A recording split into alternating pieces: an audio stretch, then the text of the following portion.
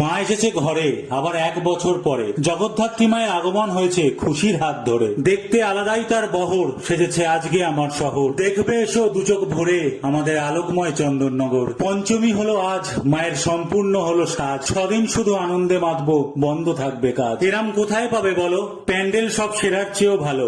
এবার থাকবে রাতের বেলা দিনের চেয়েও বেশি আলো। এখানে কলকাতার মতো নয়, নেই দূরে দূরে ঠাকুর হওয়ার ভয়। মানকুণ্ডু আর চন্দননগরের মধ্যেই অধিকাংশ ঠাকুর হয়। মানকুণ্ডুতে এসে লোকের ভিড়ে যাবেন ভেসে, চন্দননগর পৌঁছে গেলে বাড়ি ফিরে যাবেন অবশেষে। এখানে খুব সহজ রাস্তা, আছে পুলিশি ব্যবস্থা, সঙ্গে থাকছে চন্দননগরবাসীর নিরাপত্তার আস্থা। দুপুর 2টো থেকে গাড়ি বন্ধ, তাই পায়েই মেলাতে হবে ছন্দ।